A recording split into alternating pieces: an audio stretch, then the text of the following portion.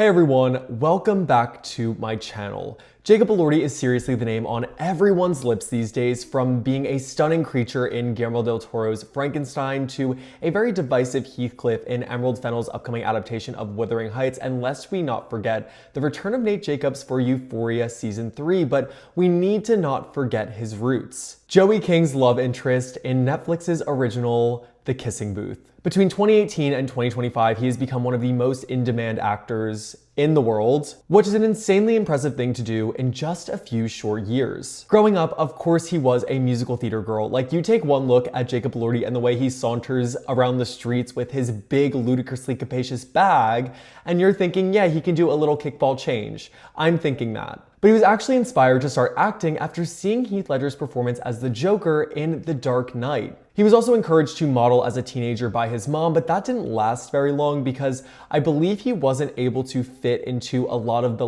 model clothes that they gave him because he was too tall. In 2017, when he was 19 years old, he moved to the United States to actually pursue acting in a very serious way after attending a performing arts high school. His first job was actually being an extra in the Pirates of the Caribbean Dead Man Tell No Tales movie, which is actually a really cool first job, but it's not like he had a part or anything. A year later, his first real acting job was playing Rooster in Swinging Safari, which was an Australian show.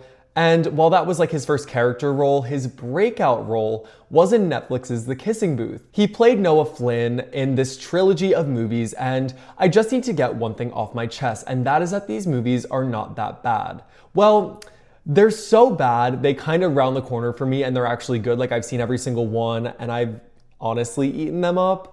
And of course, when you're having Jacob Elordi and Taylor Zakar Perez fight over Joey King, I'm gonna watch and I'm gonna be sad. After this movie was released, it seriously changed everything for Jacob Elordi. It became one of the most watched titles on Netflix in 2018, which of course led to it being picked up for not one, but two sequels. And the way Jacob talks about these movies is so funny. He acts like it was a humiliation ritual, but honestly, he just knew he needed to do that to get his foot in the door. It just has my name involved in it, but it literally has nothing to do with me. It just doesn't affect the trajectory of my life. So I just kind of ignore it. Something a lot of people actually don't know is that right after filming Kissing Booth, Jacob Elordi was going to be giving up on acting. He had given it the old college try in the United States. He was running out of money. They didn't know if The Kissing Booth was going to be successful at all. And the last audition he took before going back to Australia for a little bit of a debrief period was Euphoria. He completely messed up his lines and he said it was a train wreck, but Sam Levinson kept inviting him back because he saw something very interesting in Jacob. And thank God, because the visa was running low. There was no income coming in, and this was really his last shot, and he somehow got this part after not auditioning the best, and it changed his life. With The Kissing Booth being released and then instantly becoming a success, followed by Euphoria coming out in 2019 and being an even bigger success, I mean, his life was changed forever. He could never go back to being the normal Jacob Elordi he was before he was famous, and honestly, he has a very interesting outlook when it comes to being a public figure. He's one of the few modern actors who kind of became famous without necessarily trying to be. He just wanted to be an actor so bad. It made him feel alive, and it was that artistic element that made him want to do this job, but he didn't want any of the perks that came with it, the fame and the fortune. He constantly talks about how uncomfortable being famous makes him. He has called it gross in multiple interviews, and if he could choose, he would be living off the grid in a place where no one could really have access to him and just kind of focus on his craft. And I think that is what draws a lot of people to him, besides him being obviously stunning. This psyche and this anti-fame approach is very interesting, especially in 2025, where it feels like everyone just wants to be famous. Everyone is a brand, everything is a job, and it's all kind of climbing this ladder to elevate your social status a la Kim Kardashian Hollywood game. But Jacob really built his career on being enigmatic. He doesn't want to really play into the machine. He's just an extremely talented actor who does what he needs to do in order to act in the movies that he wants to be in. This contrast does make him feel more real than a lot of Hollywood. I mean, especially with appearances, I think he just wants to kind of have this allure of being an actor. He doesn't care about anything that kind of comes along with that. And for his PR team, I think that can kind of be a blessing and a curse. And he has dealt with bouts of impostor syndrome, first when he played Flynn Rider in The Kissing Booth, he didn't want to be known as like that Netflix guy. And he started to see his poster on billboards and the way that the fans reacted to him. And he was scared that that would kind of become his only shtick. And also when he started to be recognized in public and noticed, those are things that really like unsettled him in a way, because he was like, I don't want this. And I also want to make sure that I'm not like the Netflix poster child. Like I want to be able to act in movies that really test me. And he has said that he's insecure in the craft of acting because he's a perfectionist and he wants to be perfect in everything that he does. And I think like the start of his career is very interesting because it was on Netflix and it ended up becoming like an overnight success almost. But at the end of the day, he knew that one, he was able to deliver a lot more of a dynamic performance if he was given the chance.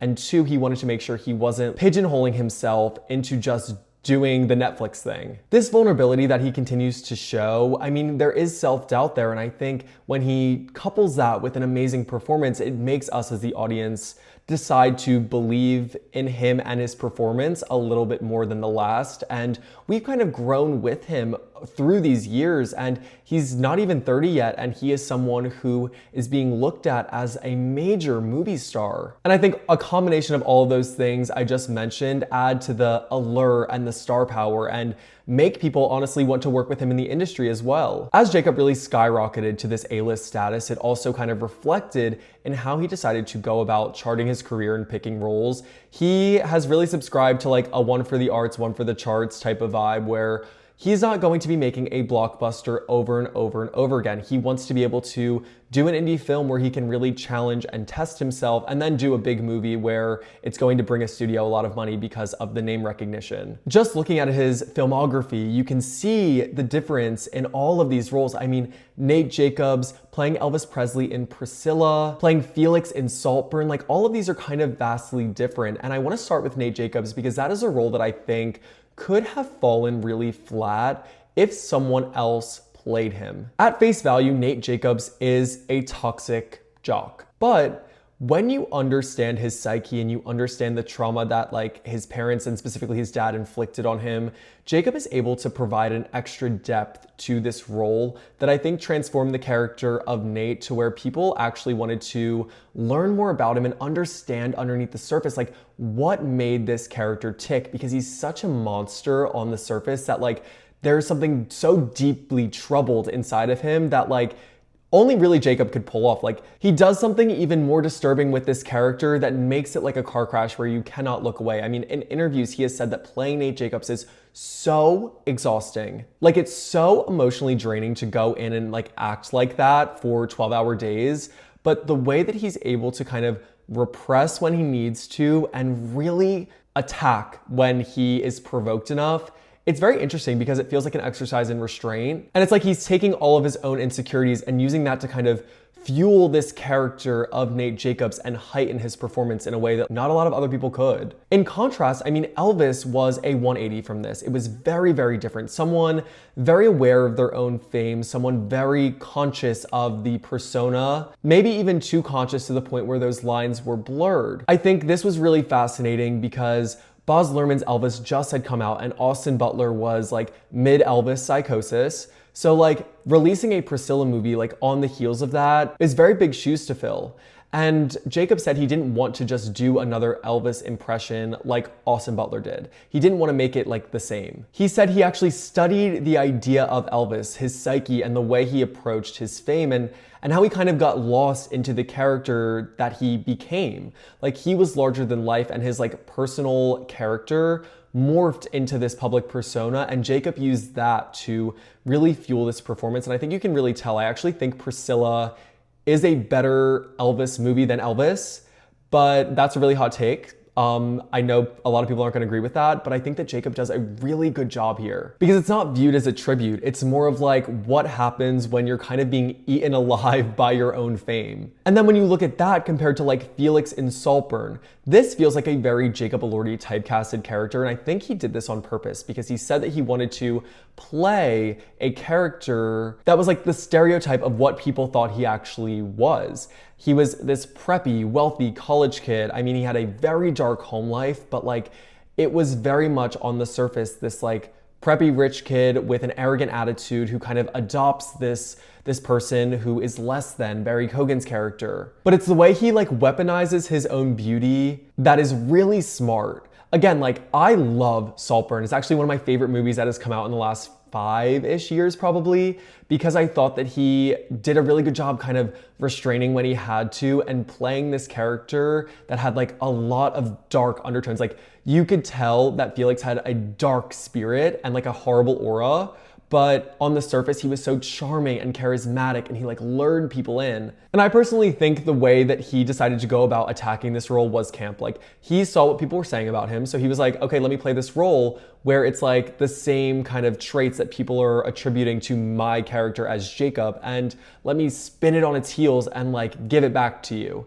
And I really enjoyed that. To me, I think Frankenstein is really where we see this like insanely amazing acting performance, because Jacob Elordi is playing the creature. He's in hair and makeup for 12 hours a day, transforming the way that he looks, and a lot of the time he needs to act physically. He cannot act with words, and there are these times where he gives eyes to the camera that are so like, it's newborn eyes in a 20-something-year-old body, and it feels very interesting. And I don't know, I just find it to be very, very alluring when he's in a role like this. Andrew Garfield was actually supposed to play the creature in Frankenstein until he had to back out for a different project, and I actually think that was the perfect choice to fill that role with Jacob Elordi because he did a stunning job. This was kind of an antithesis character. It was someone who wasn't even supposed to exist, someone who wasn't supposed to have many thoughts in their head, and it's the opposite of this like toxic masculinity character. The fact that he had to show all of these complex emotions, especially when he's like interacting with Elizabeth, who Mia Goth does an amazing job, but like the two have like this, I would say, more platonic relationship where Elizabeth really sees him in a way that nobody else does, like not as a monster, but as an empathetic kind of creature, someone who needs help.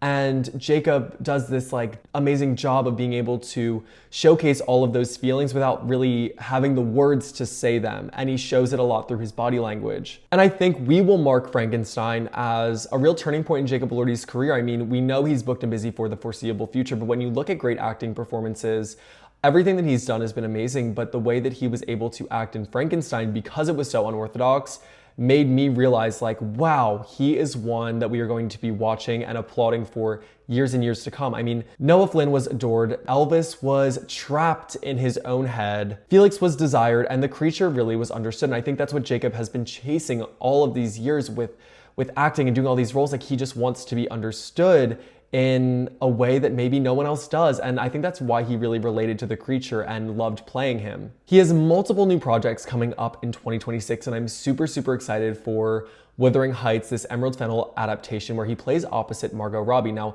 this has had a lot of discourse around it because he is cast as Heathcliff, and a lot of people have had a problem with this because Heathcliff is supposed to be kind of an indigenous person, I believe, in Wuthering Heights, the book. I'm sorry, I've never read it, but Emerald Fennell is being very coy about what this movie is about. I mean, the title is in quotations. I believe it is going to be an insane play on this idea of Wuthering Heights. It could be a dream sequence. It could be, like, I just know that there is a twist in there somewhere. And from what I have seen, it looks visually stunning. Charlie XCX is doing the score, and I'm completely sat. But I think Jacob is going to have a big part in this movie's success as well. He, of course, is coming back to Euphoria Season 3. They just wrapped filming, I believe, last week, and he will be playing Nate Jacobs for the third and final season. He said this was extremely liberating to get this Nate Jacobs character kind of out of his system. But, I mean, we are going through like a 5-year time jump, so we'll see if there's any sort of change in the way that Nate Jacobs is when we first see him back on our screens after so many years. Throughout the years, he's also really built his off-screen persona as well. He's a global ambassador for Bottega Veneta. I mean, he looks stunning in Bottega. I love that brand too, so it's like kind of a match made in heaven, and he really has been doing the most, or like as much as he really wants to be doing. He's carrying his big bags, he's carrying his matcha, he loves his dog, and it's really sweet to see, like seriously. He is someone that I think I felt endeared to in Hollywood, which is sometimes hard for me because some of the people are just like atrocious. But like with him, I want to love him, and I do. And I also think that he backs it up with being a great actor. Like, in just a few years, Jacob Elordi went from the kissing booth guy to someone who has really defined what a modern movie star is. His story is one of constant evolution. He does not want to be boxed in, and he tests and changes himself as an artist to be able to push himself to really accomplish new things and hone his craft in a way that some people honestly are afraid to do in this day and age because of criticism. And I think with all of that being said, he's not just a face of young Hollywood, he is the face of the industry and someone that we are going to be watching for a very, very long time. But what are your thoughts on Jacob? Please let me know in the comments. Are you excited for what's to come? And please like, comment, share, subscribe, and have the best week. Love you guys. Bye.